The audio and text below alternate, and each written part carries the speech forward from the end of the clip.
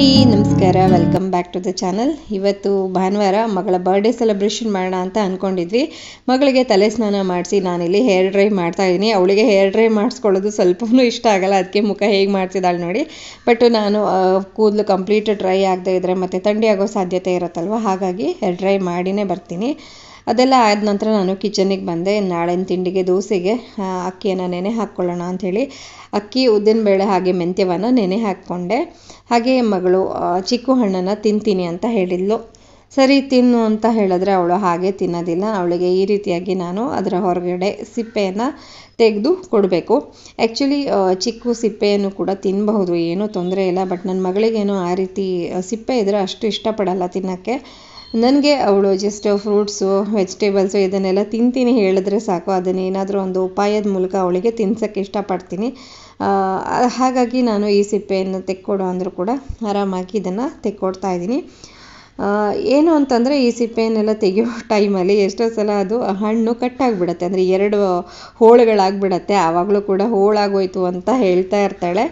But ಆದಷ್ಟು ನಾನು ಹೋಳಾಗದೇ ಇರೋ ರೀತಿ ನಯ ನಾಜೂಕನ್ನು ಬಳಸಿಬಿಟ್ಟು ಅದನ್ನು ಸಿಪ್ಪೆಯನ್ನು ತೆಕ್ಕೊಡ್ತೀನಿ.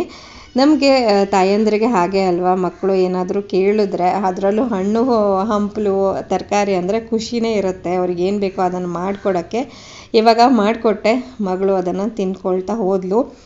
ಇದಾದಮೇಲೆ ನಾನು ಬೆಳಗ್ಗೆ ತಿಂಡಿಗೆ ಇವತ್ತು ಅವಲಕ್ಕಿ ಮಾಡಿದ್ದೆ. ಒಂದು ಸ್ವಲ್ಪ ಮಿಕ್ಕಿತ್ತು, ಹಾಗಾಗಿ ಅದನ್ನು ನಾನು ಮತ್ತೆ ಅದನ್ನು ವೇಸ್ಟ್ ಮಾಡಲ್ಲ. ಸಂಜೆ ದೋಸೆ ರುಬ್ಬುವಾಗ ಆ ಹಿಟ್ಟಿಗೆ ಇದನ್ನು ಸೇರಿಸ್ಕೊಳ್ತೀನಿ. ಈಗ ಮಧ್ಯಾಹ್ನದ ಊಟ ಸಿಂಪಲ್ಲಾಗಿ ಟೊಮೆಟೊ ತಂಬುಳಿ ಮಾಡೋಣ ಅಂತ ಅಂದ್ಕೊಂಡೆ. ಇವತ್ತು ರಾತ್ರಿ ಹೇಗೂ ನಾವು ಊಟ ಹೊರಗಡೆಯಿಂದ ಪಾರ್ಸೆಲ್ ತರಿಸ್ತಾ ಇದ್ದೀವಿ, ಹಾಗಾಗಿ ಮಧ್ಯಾಹ್ನಕ್ಕೆ ಸಿಂಪಲ್ಲಾಗಿ ಒಂದು ತಂಬುಳಿಯನ್ನು ಮಾಡೋಣ ಅಂತ ರೆಡಿ ಮಾಡಿಕೊಂಡೆ. ಜೊತೆಗೆ ಇಲ್ಲಿ ಟೊಮೆಟೊ, ಹಸಿಮೆಣಸು ಇದನ್ನೆಲ್ಲ ತೊಳೆದು ನಂತರ ಉಪಯೋಗಿಸ್ತೀನಿ. ನಾನು ತರಕಾರಿಯನ್ನೆಲ್ಲ ತಂದ ನಂತರ ಅದನ್ನು ತೊಳೆದು ಒರೆಸಿ ಫ್ರಿಜ್ಜಲ್ಲೆಲ್ಲ ಇಟ್ಕೊಳ್ಳಲ್ಲ. ಎಷ್ಟೆಷ್ಟು ಬೇಕೋ ಅಷ್ಟೇ ಸ್ವಲ್ಪನೇ ತಂದ್ಕೊಳ್ತೀನಿ. ಸೊ ದಟ್ ಅದನ್ನು ಹಾಗೆ ಇಟ್ಕೊಂಡ್ಬಿಡ್ತೀನಿ ಫ್ರಿಜ್ಜಲ್ಲಿ. ನಾನು ಯೂಸ್ ಮಾಡುವಾಗ ನೀಟಾಗಿ ಅದನ್ನು ತೊಳೆದು ಬಳಸ್ತೀನಿ. ಕೆಲಸನೂ ಕಡಿಮೆ ಮತ್ತು ತರಕಾರಿಗಳು ಕೂಡ ಫ್ರೆಶ್ ಆಗಿ ಇರುತ್ತೆ. ಈಗ ಹಸಿಮೆಣಸು ಮತ್ತು ಟೊಮೆಟೊ ಎರಡನ್ನೂ ನೀಟಾಗಿ ಹೆಚ್ಕೊಂಡಿದ್ದಾಯಿತು. ಹಾಗೆ ಕಾಯನ್ನು ತುರಿಯೋಕ್ಕೆ ಮನಸ್ಸಿರಲಿಲ್ಲ ಇವತ್ತು, ಹಾಗಾಗಿ ಇವತ್ತು ಜಸ್ಟ್ ಹೀಗೆ ಪಟ ಅಂತ ಹೆಚ್ಕೊಂಡ್ಬಿಡ್ತೀನಿ. ಈ ಕಡೆ ಒಂದು ಕಡಾಯಿಗೆ 1 ಚಮಚ ಆಗುವಷ್ಟು ಕೊಬ್ಬರಿ ಎಣ್ಣೆಯನ್ನು ಹಾಕ್ಕೊಂಡಿನಿ. ಎಣ್ಣೆ ಕಾದ ನಂತರ ಸುಮಾರು 2 ಚಮಚ ಆಗುವಷ್ಟು ಜೀರಿಗೆಯನ್ನು ಹಾಕ್ಕೊಂಡೆ. ಹಸಿಮೆಣಸು ಮತ್ತು ಟೊಮೆಟೊ ಎರಡನ್ನೂ ಸೇರಿಸಿ ಹುರ್ಕೊಳ್ತೀನಿ. ಇಲ್ಲಿ ಟೊಮೆಟೊ ಚೆನ್ನಾಗಿ ಬಾಡಬೇಕು, ಅಲ್ಲಿ ತನಕ ಹುರ್ಕೊಂಡ್ರೆ ಸಾಕು. ನಂತರ ಒಂದು ಮಿಕ್ಸರ್ ಜಾರ್ನಲ್ಲಿ ನಾನು ಕಾಯಿಯನ್ನು ತರ್ತರಿಯಾಗಿ ರುಬ್ಕೊಂಡೆ. ಅದಾದ ನಂತರ ತೆಂಗಿನಕಾಯಿಗೆ ನಾನು ಹುರಿದಂಥ ಮಸಾಲೆಗಳನ್ನೆಲ್ಲ ಸೇರಿಸ್ಕೊಳ್ತಾ ಇದ್ದೀನಿ. ಈಗ ಇದನ್ನು ನೀಟಾಗಿ ಒಂದು ಸ್ವಲ್ಪ ನೀರು ಹಾಕಿ ರುಬ್ಕೊಳ್ತಾ ಇದ್ದೀನಿ. ಬೇಕಿದ್ರೆ ಸ್ವಲ್ಪ ಕಡದ ಮಜ್ಜಿಗೆನೋ ಮೊಸರು ಇದ್ದರೆ ಹಾಕ್ಕೊಳ್ಬೋದು. ಈಗ ನೋಡಿ ಇದು ರೆಡಿ ಆಗಿದೆ. ಇದಕ್ಕೆ ನಾನು ನೀರನ್ನು ಆ್ಯಡ್ ಮಾಡಿಕೊಂಡು ಕನ್ಸಿಸ್ಟೆನ್ಸಿನ ಅಡ್ಜಸ್ಟ್ ಮಾಡ್ಕೊಳ್ತೀನಿ. ರುಚಿಗೆ ತಕ್ಕಷ್ಟು ಉಪ್ಪು ಹಾಗೆ ಒಂದು ಸ್ವಲ್ಪ ಬೆಲ್ಲವನ್ನು ಹಾಕಿ ಚೆನ್ನಾಗಿ ಮಿಕ್ಸ್ ಮಾಡ್ಕೊಳ್ತಾ ಇದ್ದೀನಿ. ಈಗ ಇದಕ್ಕೆ ಫೈನಲ್ ಆಗಿ ಒಂದು ಎಣ್ಣೆ, ಜೀರಿಗೆ, ಸಾಸಿವೆ ಹಾಗೆ ಕೆಂಪು ಮೆಣಸಿನಕಾಯಿಯ ಒಗ್ಗರಣೆಯನ್ನು ಕೊಟ್ಬಿಟ್ರೆ ಆಯಿತು. ರುಚಿಯಾದ ಟೊಮೆಟೊ ತಂಬುಳಿ ತಿನ್ನೋಕ್ಕೆ ರೆಡಿ ಇದೆ. ಬಿಸಿ ಬಿಸಿ ಅನ್ನದ ಜೊತೆ ಹಾಕ್ಕೊಂಡು ತಿನ್ನೋಕ್ಕೆ ತುಂಬಾ ಚೆನ್ನಾಗಿರುತ್ತೆ. ಯಾವತ್ತಾದರೂ ಲೈಟಾಗಿ ತುಂಬ ಸೈಡ್ಸ್ ಡಿಶಸ್ ಏನೂ ಬೇಡ, ಸಿಂಪಲ್ಲಾಗಿ ಊಟ ಮಾಡೋಣ ಅಂತ ಅನಿಸಿದ್ರೆ ಈ ರೀತಿ ತಂಬುಳಿಯನ್ನು ಟ್ರೈ ಮಾಡಿ ನೋಡಿ. ಇದಾದಮೇಲೆ ನಾನು ಅಡುಗೆ ಎಲ್ಲ ಮುಗಿಸಿದ್ದಾಯ್ತಲ್ವ, ಹೇಗಿದ್ದರೂ ನಾನು ಮಗಳ ಬರ್ಡೇಗೆ ಗುಲಾಬ್ ಜಾಮೂನ್ ಮಾಡೋಣ ಅಂತ ತೊಗೊಂಡಿದ್ದೀನಿ. ಗುಲಾಬ್ ಜಾಮೂನ್ ಸಾಮಾನ್ಯ ಎಲ್ಲರೂ ಮಾಡೇ ಮಾಡ್ತೀರಾ, ಹಾಗಾಗಿ ಅದರ ರೆಸಿಪಿ ಎಲ್ಲ ಏನೋ ನಾನು ತೋರಿಸ್ತಾ ಇಲ್ಲ. ಜಸ್ಟ್ ನಾನು ಅಂದರೆ ಹೈಲೈಟ್ ಥರ ರೆಕಾರ್ಡ್ ಮಾಡಿದ್ದೀನಿ. ನಾನು ಗುಲಾಬ್ ಜಾಮೂನನ್ನು ಮಾಡಬೇಕಾದ್ರೆ 1 ಚಮಚ ಆಗುವಷ್ಟು ಮೈದಾ ಹಿಟ್ಟನ್ನು ಹಾಕ್ಕೊಳ್ತೀನಿ. ಚೆನ್ನಾಗಿ ಬ್ಲೆಂಡ್ ಆಗುತ್ತೆ, ಅದಕ್ಕೋಸ್ಕರ. ಆಮೇಲೆ ಹಾಲು ಹಾಕಿ ಕಲಿಸ್ಕೊಳ್ತೀನಿ. ಇದಾದಮೇಲೆ ಪ್ರತಿ ಸಲ ಜಾಮೂನ್ ಮಾಡಬೇಕಾದ್ರೆ ಮಗಳ ಕೆಲಸ ಇದು, ಉಂಡೆ ಮಾಡಿ ಕೊಡ್ತಾಳೆ ನನಗೆ. ಅದಾದಮೇಲೆ ನೋಡಿ ಇಲ್ಲಿ ನಾನು ಸಕ್ಕರೆ ಹಾಕ್ಕೊಂಡಿದ್ದೀನಿ. ಅದಕ್ಕೆ ಬೇಕಾಗುವಷ್ಟು ನೀರನ್ನು ಹಾಕಿಬಿಟ್ಟು ಗ್ಯಾಸ್ ಮೇಲೆ ಅದನ್ನು ಚೆನ್ನಾಗಿ ಕರಗಿಸ್ಕೊಳ್ತಾ ಇದ್ದೀನಿ. ಈ ಕಡೆ ನನಗೆ ಏನು ಸಕ್ಕರೆ ಪಾಕನೂ ರೆಡಿ ಆಗುತ್ತೆ, ಜೊತೆಗೆ ಇಲ್ಲಿ ಜಾಮೂನನ್ನು ಕೂಡ ಕರ್ಕೊಂಡಾಗುತ್ತೆ. ಸೊ ಅಡುಗೆ ಎಲ್ಲ ಮುಗಿಸಿದ ನಂತರ ಈ ರೀತಿಯಾದ ಯಾವುದಾದ್ರೂ ಸ್ವೀಟ್ ಐಟಮು ಅಥವಾ ಇನ್ಯಾವುದೋ ಚಕ್ಲಿನೋ ಇದೆಲ್ಲ ಮಾಡೋಕ್ಕೆ ಒಂಥರ ಹಾಯ್ ಅನಿಸುತ್ತೆ, ಒಂದು ರಿಲೀಫ್ ಇರುತ್ತೆ. ಊಟ ರೆಡಿ ಇದೆ ಅಂಥೇಳಿ ಊಟದ ಜೊತೆಗೇ ಇದನ್ನು ಮಾಡಬೇಕು ಅಂದಾಗ ಸ್ವಲ್ಪ ಸ್ಟ್ರೆಸ್ ಆಗುತ್ತಲ್ವ, ಹಾಗಾಗಿ ಸಾಮಾನ್ಯವಾಗಿ ನಾನು ಅಡುಗೆ ಎಲ್ಲ ಮುಗಿಸ್ಕೊಂಡು ಆಮೇಲೆ ನೀಟಾಗಿ ಆರಾಮಾಗಿ ಈ ರೀತಿಯಾದ ಸ್ವೀಟ್ಸನ್ನು ಮಾಡ್ಕೊಳ್ಳೋದು ಜಾಸ್ತಿ. ನೋಡಿ ಜಾಮೂನ್ ಕೂಡ ಚೆನ್ನಾಗಿ ಕಾಣಿಸ್ತಾ ಇದೆ. ಮಾಡ್ತಾ ಇರಬೇಕಾದ್ರೆ ಮಗಳು ಬಂದಳು. ಅಮ್ಮ ಎಷ್ಟು ಚೆನ್ನಾಗಿ ಸ್ಮೆಲ್ ಬರ್ತಾ ಇದೆ, ಏನು ಮಾಡ್ತಿದ್ಯಾ ಅಂತ ಕೇಳ್ತಾ ಇದ್ಲು. ಅವಳಿಗೆ ತಿನ್ನೋಕ್ಕೆ ಗಾಬರಿ ಆಗಿಬಿಟ್ಟಿತ್ತು. ಜಾಮೂನ್ ಸ್ಮೆಲ್ಲೇ ಹಾಗೆ ಅಲ್ವಾ, ಒಂಥರ ಚೆನ್ನಾಗಿ ಮನೆ ತುಂಬ ಒಂಥರ ಒಳ್ಳೆ ಫ್ರೇಗ್ರೆನ್ಸ್ ಅಂತೀವಲ್ಲ ಆ ರೀತಿ ತುಂಬ್ಕೊಂಡ್ಬಿಡುತ್ತೆ. ಅರೋಮಾ ಅಂತ ಹೇಳ್ಬೋದು. ಫ್ರೇಗ್ರೆನ್ಸ್ ಆ್ಯಕ್ಚುಲಿ ಈ ಹೂವುಗಳ ಕಾಂಟೆಕ್ಸ್ಟಲ್ಲಿ ಬಳಸ್ತಾರೆ. ಎನಿವೆ, ಬ್ಯಾಕ್ ಟು ಜಾಮೂನ್ ಮಾಡೋದು. ಸೊ ಜಾಮೂನ್ ರೆಡಿ ಇದೆ ನೋಡಿ, ಈ ರೀತಿಯಾಗಿದೆ.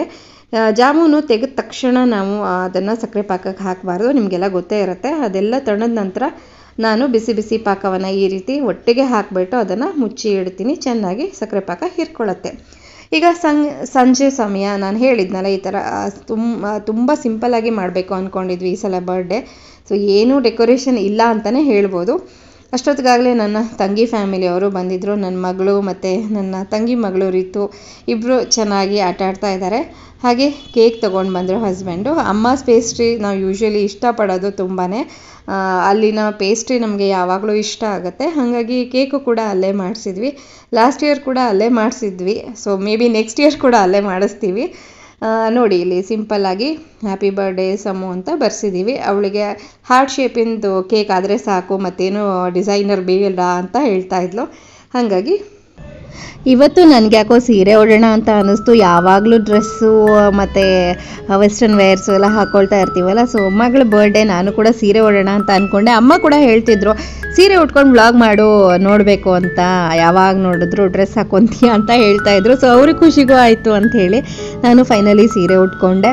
ಹಾಗೆ ಮಗಳ ಕೇಕ್ ಕಟಿಂಗ್ ಕೂಡ ಇವಾಗ ಸ್ಟಾರ್ಟ್ ಆಯಿತು. ಆ್ಯಕ್ಚುಲಿ ನಮಗೆ ಪೇರೆಂಟ್ಸಿಗೆ ಗ್ರ್ಯಾಂಡಾಗಿ ಸೆಲೆಬ್ರೇಟ್ ಮಾಡಬೇಕು ಅನ್ನೋ ಒಂದು ಮನೋಭಾವ ಇಲ್ಲದೇ ಇದ್ದರೂ ಕೂಡ ಮಕ್ಕಳಿಗೆ ಅಟ್ಲೀಸ್ಟ್ ಒಂದು ಕೇಕ್ ಕಟಿಂಗ್ ಆದರೂ ಮಾಡಿಸ್ಕೊಳ್ಳೇಬೇಕು ಅಂತ ಅವ್ರಿಗೆ ಆಸೆ ಇರುತ್ತೆ. ಹಾಗೆ ಗಿಫ್ಟ್ಗಳು ಏನು ಸಿಕ್ತು ಅಂತ ಫ್ರೆಂಡ್ಸ್ ಜೊತೆ ಎಲ್ಲ ನಾಳೆ ಹೇಳ್ಕೊಳ್ಬೇಕಲ್ವ. ನನ್ನ ಬರ್ಡೇ ಇತ್ತು, ನನ್ನಮ್ಮ ಈ ಗಿಫ್ಟ್ ಕೊಟ್ಟಳು, ಚಿಕ್ಕಮ್ಮ ಚಿಕ್ಕಪ್ಪ ಈ ಗಿಫ್ಟ್ ಕೊಟ್ಟರು ಅಂತೆಲ್ಲ ಹೇಳ್ಕೊಡ್ಬೇಕು ಅಂತ ಅವರಿಗೆ ಆಸೆ ಇರುತ್ತೆ.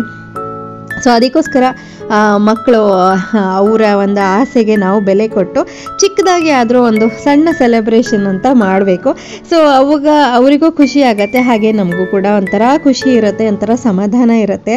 ಮಗಳು ಕೇಕ್ ಕಟಿಂಗ್ ಆದ ನಂತರ ಎಲ್ಲರ ಮುಖನೂ ನೋಡ್ತಾ ಇದ್ಲು. ಎಲ್ಲರೂ ನಾವು ಒಂದೆರಡು ನಿಮಿಷ ಸುಮ್ಮನೆ ಇದ್ವಿ, ನೋಡೋಣ ಏನು ಮಾಡ್ತಾಳೆ ಅಂಥೇಳಿ. ಏನು ಯಾರು ನನಗೆ ಗಿಫ್ಟ್ ಕೊಡ್ತಿಲ್ವಲ್ಲ ಅನ್ನೋ ಒಂದು ಕ್ವಶನ್ ಮಾರ್ಕು ಮುಖದಲ್ಲಿ ಕಾಣಿಸ್ತಾ ಇತ್ತು. ಸೊ ಫೈನಲಿ ನಾನು ನನ್ನ ಕಡೆಯಿಂದ ನನ್ನ ಗಿಫ್ಟ್, ಹಾಗೆ ಹಸ್ಬೆಂಡ್ ಕೂಡ ಅವರು ಪಂಚತಂತ್ರ ಸ್ಟೋರೀಸ್ ಅಂತ ಒಂದು ಬುಕ್ ಸೆಟ್ ಬರುತ್ತೆ, ಅದ್ರ ಬಗ್ಗೆ ಬೇಕಾದರೆ ನಾನು ಹೇಳ್ತೀನಿ ನೆಕ್ಸ್ಟ್ ವಿಡಿಯೋದಲ್ಲಿ. ಅದು ತುಂಬ ಚೆನ್ನಾಗಿರುತ್ತೆ ಮಕ್ಕಳಿಗೆ, ಹೊಸದಾಗಿ ಓದಕ್ಕೆ ಕಲ್ತಾ ಇರೋರಿಗೆ, ಅಂದರೆ ಪ್ರೀ 5th ಸ್ಟ್ಯಾಂಡರ್ಡ್ ಒಳಗಿನ ಮಕ್ಕಳಿಗೆ ತುಂಬ ಚೆನ್ನಾಗಾಗುತ್ತೆ ಓದೋಕ್ಕೆ. ಅದನ್ನು ತೊಗೊಂಡು ಬಂದಿದ್ದಾರೆ, ಅದನ್ನು ಕೊಟ್ಟರು. ಹಾಗೆ ನನ್ನ ತಂಗಿಯವ್ರ ಫ್ಯಾಮಿಲಿಯವರು ಕೂಡ ಅವ್ರು ತಂದಿರೋವಂಥ ಎಲ್ಲ ಗಿಫ್ಟ್ಸನ್ನು ಕೊಟ್ಟಿದ್ದಾಯಿತು. ಗಿಫ್ಟ್ ಎಲ್ಲ ಓಪನ್ ಮಾಡಿದ ಮೇಲೆ ಅದನ್ನು ಮತ್ತೆ ಆಡದೇ ಇದ್ದರೆ ಹೇಗೆ ನೋಡಿ, ಇಲ್ಲಿ ಇವಾಗಲೇ ಸ್ಟಾರ್ಟ್ ಆಗಿದೆ ಈ ಒಂದು ಮ್ಯಾಗ್ನೆಟಿಕ್ ಪಝಲನ್ನು ಜೋಡಿಸೋದ್ರಲ್ಲಿ. ಎರಡೂ ಮಕ್ಕಳು ಫುಲ್ ಬ್ಯುಸಿ ಆಗಿದ್ದಾರೆ.